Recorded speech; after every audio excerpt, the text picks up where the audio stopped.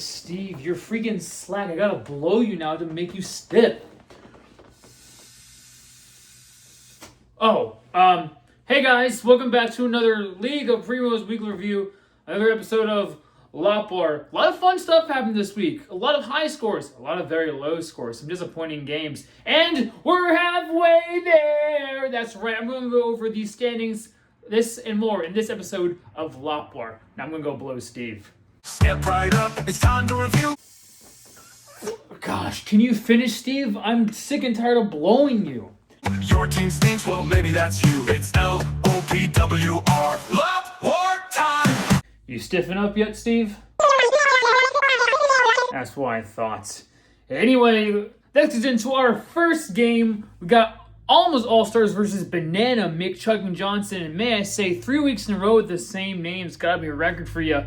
Banana got 20 from the Pats defense, 25.26 from Dak Prescott, a little friendly fire on Dimitri there, and then 34.2 from Jonathan Taylor, who is actually currently running back number 1 in fantasy. However, Giante only got him 4 points, and Kittle got him 0 points, so Dimitri would need to answer back, unlike all the girls he ever texts. He got some decent scoring. 6 people scored in double digits, with his leading scorer being Turd Ferguson with 21.9, and his second leading scorer, kicker, Brendan Aubrey with 18 points. Both Cowboys there. A lot of high-scoring Cowboys this week. This just was not enough, though, as Banana, McChuck, and Johnson wins 129.76 to 112.54. And, this is what Dimitri gets for talking trash, saying, oh, it's so easy, I can do whatever I want. You lost 3 games, dude. That's a skid mark on your record and on your underpants. 3-game losing streak. Get good, bud. We then have Abe Lincoln's Rusty Trombones versus Kevin's awesome Kevin Array. Kevin actually got some good scoring this week. 24.56 from Aaron Rodgers in the Geriatric Bowl against Joe Flacco. 16.7 from Cortland Sutton. And then an amazing 29.4 from Trey McBride, one of the best tight ends in the game. Abe Lincoln needs to get back after a rough start to the year, and boy did he answer. 25.8 from Javonte Williams, 26.24 from Patty Mahomes, 29 from CeeDee Lamb, and an incredible 33.1 from A.J. Brown in his game against the Vikings. Abe Lincoln would dominate like he did the elections and win 174.84 to 123.96. Kevin, what happened? No one gets that. After that, we have the Red Lobster Cheddar Biscuits versus El Hamburglar. El Hamburglar is on a 2-game losing streak, and Red Lobster is on a 2-game winning streak. So let's see how this one goes. El Hamburglar got 20.6 from Lady Aqua St. Brown, 26.8 from Jordan Addison, and then an incredible 39.96 from Bo Nix. The Broncos were down 19-0 going into the fourth quarter. We're down, I believe, 23-9 with about 5 minutes left in the game and won that game. Absolutely incredible. Scored 33 points in the fourth quarter. Red Lobster Cheddar Biscuits had an incredible game from Devontae Smith. 9 receptions, 183 yards, and 79-yard touchdown scored. Got 40.3 points. But that doesn't mean anything because he had him on the bench. He did get 23.08 from Drake May, 21.2 from Bijan Robinson, and then crashing into the competition, 23.2 from Rashee Rice. And fortunately, the benching of Devontae Smith did not cost him his streak as he continues it on 3 games now, 135.18 to 125.66. That gets into the game that I thought was going to be the biggest blowout in league history. Believe it, the biggest blowout we have is 101 points won by a couple weeks ago. We have the 1-5 Bin Laden's Bombers who completely decimated this season versus the 5-1 Hogwarts Wizards. I literally said again this would be the biggest blowout biggest blowout last week's Lopbar. So how did it go? Well, Allison got 22.22 from Daniel Jones, 26.8 from Jalen Warren, 27.8 from DeAndre Swift, and then a whopping 43.1 from Jamar Chase, who actually broke the record for most receptions in the game by a Bengal. He had 16 receptions, 161 yards, and a touchdown. Allison had 69.9 points after Thursday's game between Chase and Warren. That's absolutely insane. How do you come back from that? Bin Laden actually had 3 people score over 15 points this week. Trevor Lawrence, 17.64. The Bears defense with 15. And then Judkins was 26.4. However, it just wasn't enough. Allison wins 170.92 to 81. 0.64. That's a near 90-point victory, so it's definitely still a blowout. My favorite stat from this game, though, is if Allison would have started Chase Brown instead of Dottle, she would have had 89 points on Thursday from 3 players. So she could just bench her entire team and she would have won anyway if that happened. Absolutely insane. I don't know what to do about Bin Laden's season. Hurt by injuries or just sucks. Who knows? We then have Lauren's Optimum Team versus Brandito's Banditos. I guess our version of the overseas bowls, the London games, considering she's out of the country. Brandon looking for his second win, and Lauren looking for her third, as she, again, like the Jag and Bills, are playing outside the country. Brandon got 20.8 from Pittman and 21.6 from T. Higgins. Lauren got 17.4 from Nangai and then 13.5 from Booty, which is exactly how the rest of her team played, as she lost 124.04 to 60.98. I believe this is the lowest scoring person the entire season so far. So 60 points, that's not that good considering Allison got 69.9 from 2 people. We then have the Pitt Smellers versus the Big Tree City Big Bears. Pitt Smellers coming on a 3-game win streak. Big Bears coming on a 3-game losing streak, having lost every week since he had the #1 scoring team. Nick just had an incredible amount of scoring this week. 33.9 from Bears legend Keenan Allen. 26.5 from Devontae Adams. He had 3 touchdowns that were 2 yards or less, which may I add was absolutely garbage when I'm playing against him. He had a 31.04 from Jalen Hurts, threw for 326 yards, 3 tutties, and a perfect 158.3 passer rating. Why is it 158.3? Don't ask me. I have no idea how they even calculate that crap. Then to top it off, 46.1 from Christian McCaffrey on Sunday night with the incredible stat line of 129 rushing yards for 2 rushing touchdowns, 7 receptions for 72 yards, ending with an incredible 46.1 points. I had double-digit scoring by everyone but 2 players, so I had some scoring there. 18.8 from Josh Jacobs, 16.9 from Tyler Warren, 16.32 from Carson Wentz, and then my boy Kyle Pitts added 13.2 points, a solid game from him. This led me into Monday Night Games down 176.14 to 109.22. I was down 67 points with Jahmyr Gibbs, Tez Johnson, the Lions defense against Nick, who had David Montgomery, who averaged about 13 points a game. He only scored 6, so I would need to have a combined 73 points between 3 players, which included a defense. The defense did great. They got 13 points at a pick and a fumble recovery. Also only let the Buccaneers score 9 points. Then Tez Johnson gave me 15.8, which included a touchdown. I would still need a miracle, though, because that was only about 28.8 of these 67 points. Jahmyr Gibbs would need to score about 44 points for me to win this game. He would get 136 rushing yards for 2 rushing touchdowns, which included a 79-yard rushing touchdown. He added on 3 receptions for 82 yards and scored 45.8 points. I had a 1% chance to win this game coming into Monday night, and the Pitt Smellers would win this one 183.82 to 182.04, a crazy 1.78. And the comeback was complete. This is actually the second time this year that the first and second highest scorers in the league that week went off against each other, which is an absolutely brutal way to lose.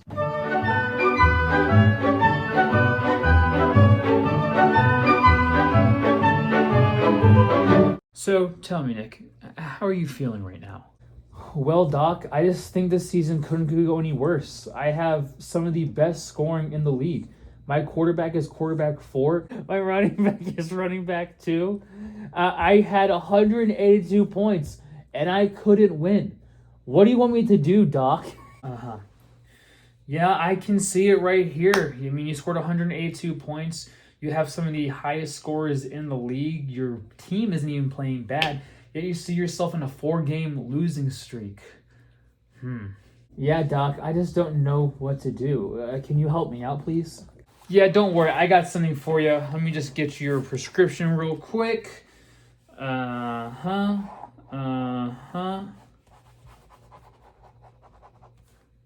should do it. Thanks, Doc. What are you prescribing me? Oh, just a nice healthy dose of this L, Nick! Ha ha!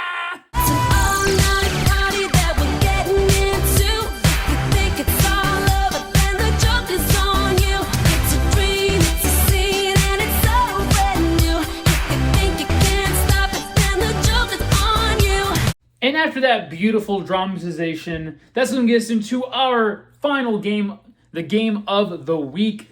The 5-1 versus 5-1, Kevin James Hot versus Dracula B Flow.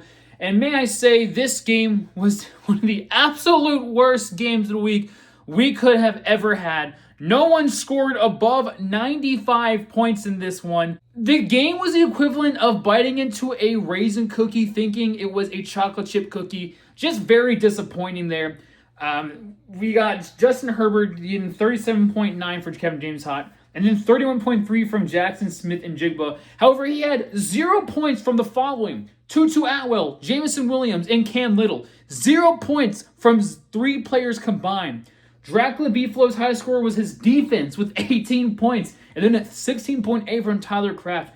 This was the most disappointing game of the week in league history. A brutal 94.3 to 87.62 game with Kevin James Hot coming out on top. Basically, Nico versus Jackson Smith and Jigba is what it came down to on Monday night. And Jackson Smith and Jigba, as every single week, just goes off. So there we go. That's our games of the week. Some were good, and some were bad, Simi and Dylan. And that's when we get into our highest and lowest scores of the week. Highest scores of the week was a tight one, as I've already showed you from the dramatization. We had a lot of high scores, though. Allison had 170.92. Abe Blinken with 174.84. Big Tree City Big Bears with 182.04. But that was not enough, as again, the Pit Smellers scored 183.82.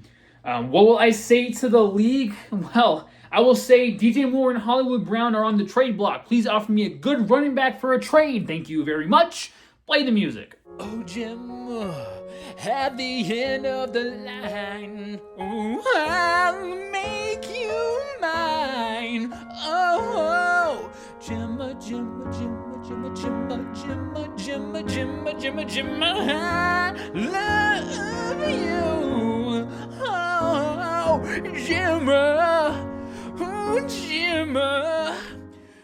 And our lowest score of the week was actually not Bin Laden's Bombers. Congratulations, progress. It's only 4 out of 7 weeks for the lowest score. I'm so proud of you. Do you want a cookie? Nah, oatmeal raisin for you, bud. Actually, I like oatmeal raisin. But anyway, it was unfortunate, Lauren, but she's out of the country, so I could not get a word from her. But I bet if I did ask her, she'd probably just say she's as disappointed as she was in Taylor Swift's new album. So with that in mind, let's play the music.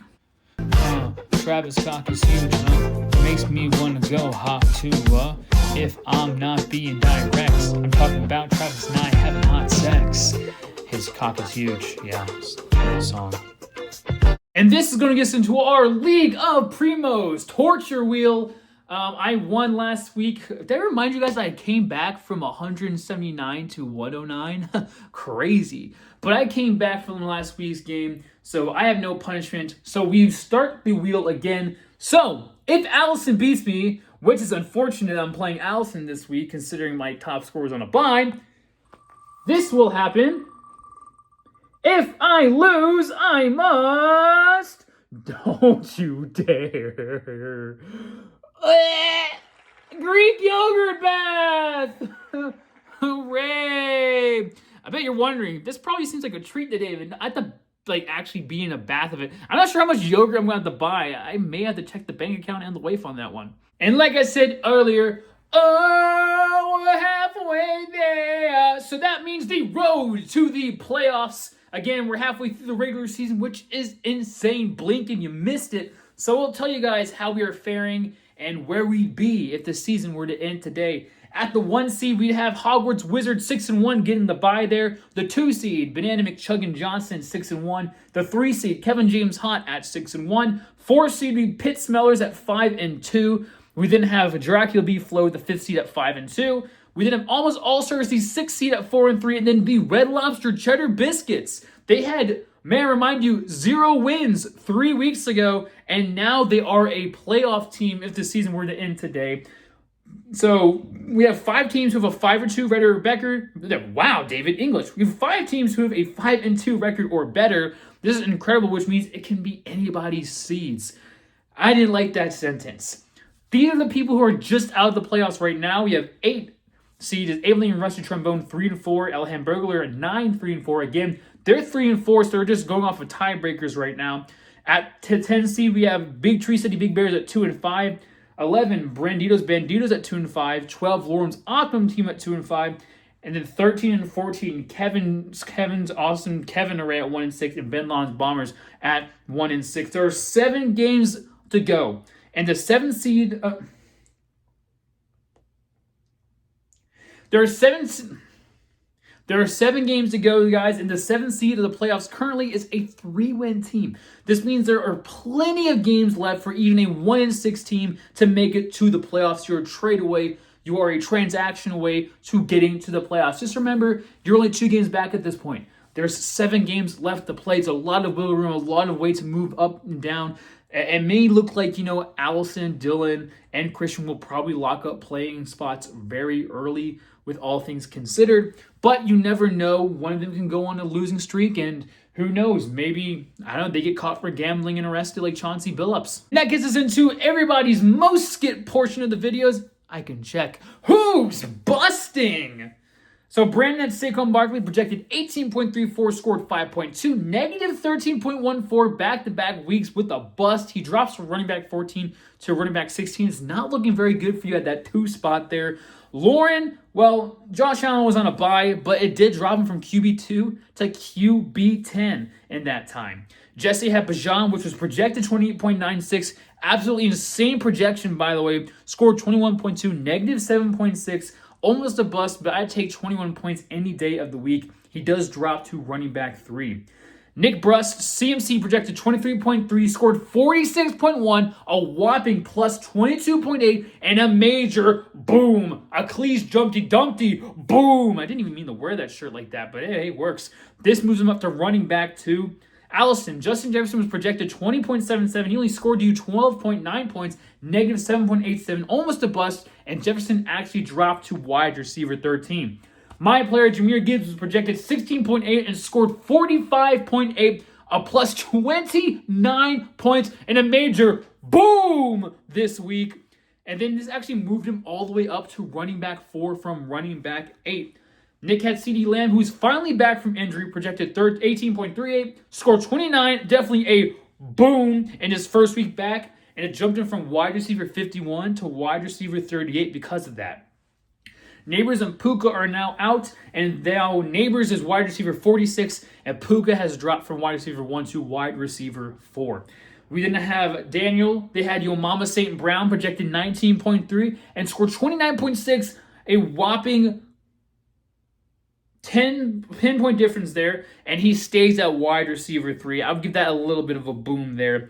We then have Christian Fox. He has Johnsey, projected 16.6 and scored 4.4. This is just another bad bust again. That actually drops him to running back 14. Simi had Devon 18, projected to 21.73 and only scored 12.8. That's negative 8.93, almost a bust there. He dropped to running back 6. And then Dimitri had Jaden Daniels, projected 21.2, scored 17.74, negative 3.36, jumps up to quarterback 20.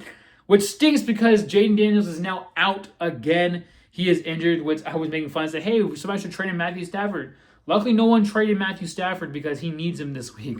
Are the Rams on a bye? That would suck for him. That could be 4 games when you lose in a row. And this gets us into the trade that we had. Jamar Chase was projected 21.41, scored 43.1, a plus 21.69, a mega boom again this week. And he actually is now at wide receiver 2. When Allison got him, he was wide receiver 10, which isn't that bad, but wide receiver 2 now. Allison definitely looks like she's winning this trade. James Cook was on a bye, but he actually falls back to running back 7. When he was got by Kevin, he was running back 1. Now he's running back 7. You guys are going in the opposite directions here. Allison may have actually won this trade, and with Joe Flacco throwing him the ball 23 times a game, it's going to be hard when you're getting 16 PPR points just off of receptions alone. So, just a great trade there by Allison. That can honestly get her the win, having both Justin Jefferson and Jamar Chase. We should have vetoed it, huh? That's what gets into our power rankings. At 14, we have Ben Lon's Bombers. 13, Lawrence Optimum's team. 12, Kevin's Awesome Kevin Array. 11, Branditos Banditos. 10 is Big Tree City Big Bears. At 9, El Hamburglar. 8, Abe Lincoln Rest Your Trombones.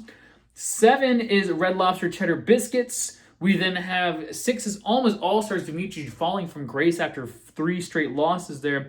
We then have Dracula Beef Flow at 5. The Pit Smellers finally at 4. Kevin James Hot at 3. Hogwarts Wizards at 2. And then Banana McChuggin Johnson at 1. And honestly, I do not know why the power rankings seem to favor Christian so much.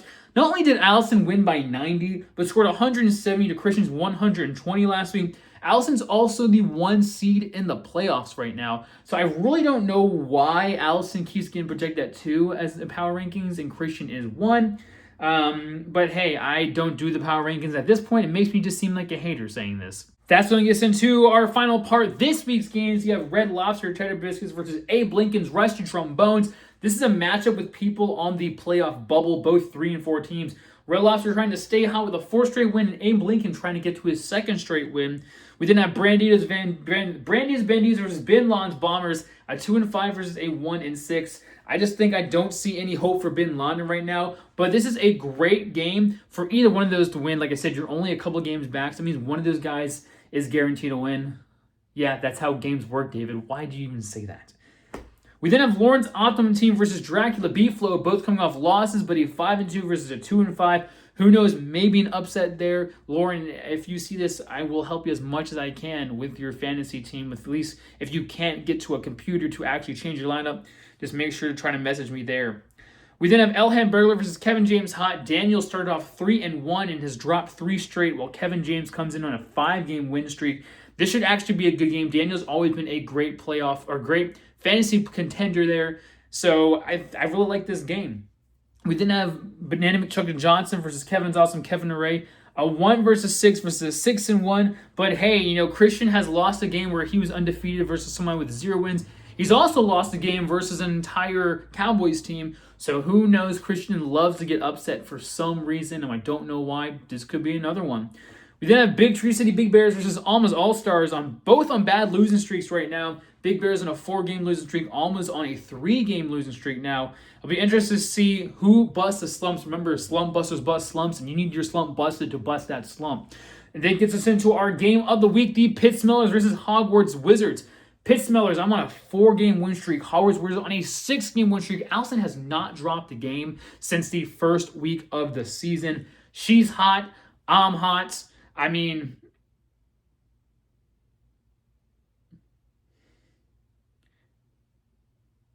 my team's hot right now. Her team's hot right now. It's going to be a great game. I hope so for my sake. Again, with Jahmyr Gibbs on, I just don't know how that running back situation is going to go this week. And that's all I have for this week. Thank you guys again. I know this is late. I've had a lot of stuff going on this week. And, with the arrival of my child, my wife is almost 38 weeks pregnant, which is crazy. But I don't know how these Loud Boys are going to be coming out in the next couple of weeks. I'm only on a week basis. Will I be filming from a hospital? Who knows? But thank you again. I really enjoyed doing these for you guys. I hope you guys have a great week. Have a good game. Thursday, make sure your lineups are set today. The Vikings play somebody. I forget who. I just know Carson Wentz is set to start. But I'll see you guys in the next one. I'm trying to do a bit, Harper. This is so stupid. Utley, Harper, what are you doing?